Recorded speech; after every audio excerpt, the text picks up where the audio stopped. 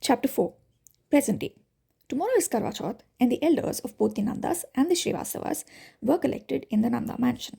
They were all eagerly waiting for their children who had gone to Russia for some important work.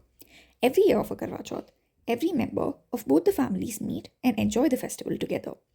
In the modern day, the festival may seem misogynistic, but the Nandas and the Srivasavas have managed to make it into a celebration of their union with their partners and the families they have created together.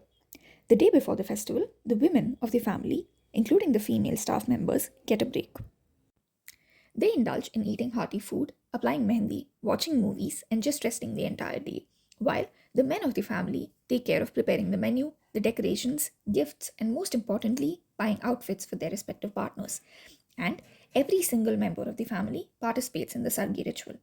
They all fast together, except Vikram, because he is too old to fast now.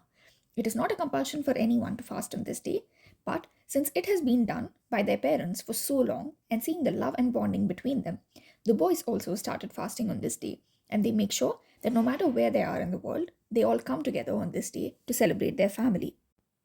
The elders have been waiting since morning for the arrival of their boys. क्या भाभी, अभी तक तो आ जाना चाहिए था ना इन तीनों को. कहाँ रह गए ये लोग? Devika said. आ जाएंगे देविका, तुम फिक्र मत करो, Indira said while reading a book. She had gotten used to the three of them going out of town or the country for days on end for work. It's not that she doesn't worry about them, but she has her own ways of keeping tabs on them. क्या यार इंदु, तुम दोनों के बेटों के चक्कर में हमें क्यों भूखा रख रहे हो? हमें तो खाना खाने दो ना, अशोक said whining. हाँ इंदु, हम क्यों नालायकों के लिए भूखा रहें? हम तो खा रहे हैं, अभिजीत said. खबरदार जो खाना खाने बैठे तो. बाऊजी के अलावा आज कोई भी बच्चों के आने से पहले खाना नहीं खाएगा. समझे आप दोनों? Devika said, looking at both men angrily while serving food to Vikram. Indira looked up from the book and shot them both a glare that said, "Don't test my patience and shut up." Both of them sat down sulking like little kids, while Vikram was looking at his sons like a child who just got a chocolate. Both the women looked at each other, shaking their heads and smiling, as if this was a normal thing for them. Finally, after a long wait, they got a call from the security that all the three young men entered the premises of their home. Indira and Devika got up to prepare the aarti thalis for their sons, who were returning home after a week. Gautam, Arjun and Varun came and stood at the door, smiling and waiting for their mothers to finish their aartis, while the men were standing behind their wives with a tired and angry expression on their faces. The three young men looked at their fathers and laughed, shaking their heads. पापा, बड़े पापा, हम लोगों की ना कोई गलती नहीं है. हम तो जल्दी ही आने वाले थे, लेकिन अर्जुन ने राजस्थान में लैंड होने के बाद ऑफिस जाने की ज़िद की थी.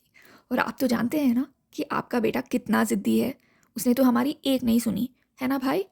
Varun said innocently, looking at Gautam for confirmation. Gautam took the hint and confirmed, saying, हाँ पापा, बड़े पापा, अर्जुन की वजह से ही देर हुई है, वरना हम तो कब का आ जाते. हो गया तुम दोनों का. मैं तो ऑफिस का सारा काम ख़त्म करके कल और परसों पूरा दिन माँ और चाची के साथ रहना चाहता था. और मैंने तो दादू को कॉल करके बताया भी था, लेकिन वो शायद भूल गए. वैसे दादू है कहाँ? दिख नहीं रहे कहीं. Arjun asked innocently, looking at his mothers, knowing they cannot resist his handsome, innocent face. All of them looked at each other, wondering where he was, because he came with the rest of the family to welcome his grandsons home.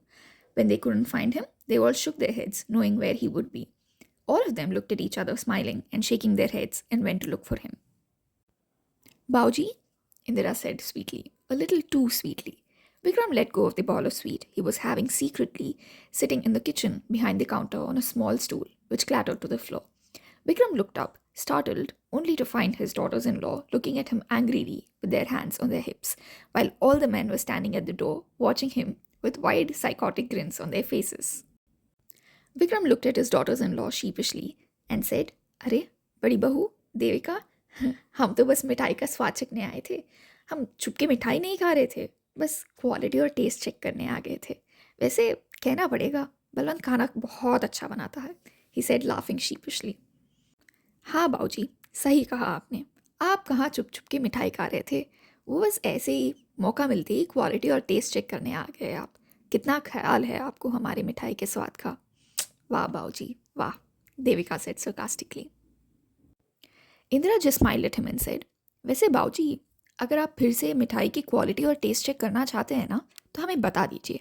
खूब सारे अलग अलग मिठाई बना के आपके सामने बैठ के खाएंगे हम सब.